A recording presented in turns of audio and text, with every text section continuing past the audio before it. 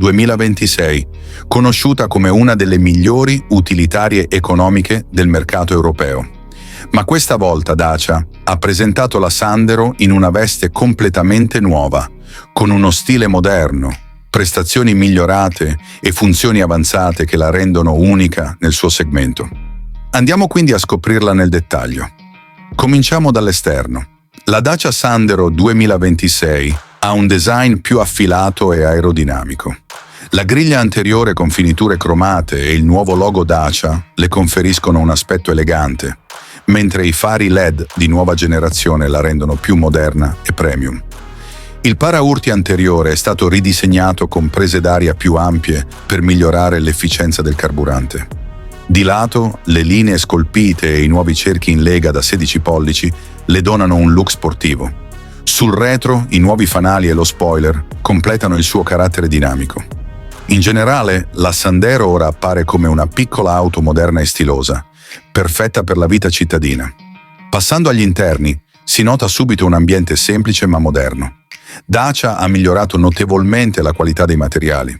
Le superfici sono più morbide al tatto, lo schermo touchscreen flottante da 9 pollici è compatibile con Android Auto e Apple CarPlay ed è molto reattivo. Il nuovo quadro strumenti digitale mostra tutte le informazioni in modo chiaro.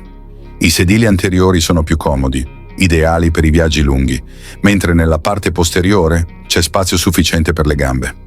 Il bagagliaio da 410 litri è tra i più capienti della categoria. Per quanto riguarda le prestazioni, la Dacia Sandero 2026 monta un motore benzina 1.0 turbo da circa 110 cavalli, disponibile sia con cambio manuale a 6 marce che con trasmissione automatica CVT.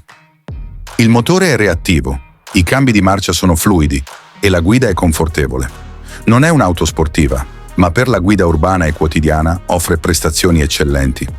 Anche i consumi sono molto contenuti, con una media di circa 20 km al litro, il che la rende perfetta per chi cerca un'auto economica da mantenere. Passiamo ora ai prezzi.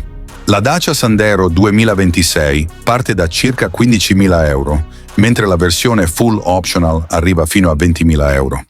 Questo la rende una delle auto più economiche e allo stesso tempo moderne del mercato europeo. In conclusione, la nuova Dacia Sandero 2026 rappresenta un grande passo avanti.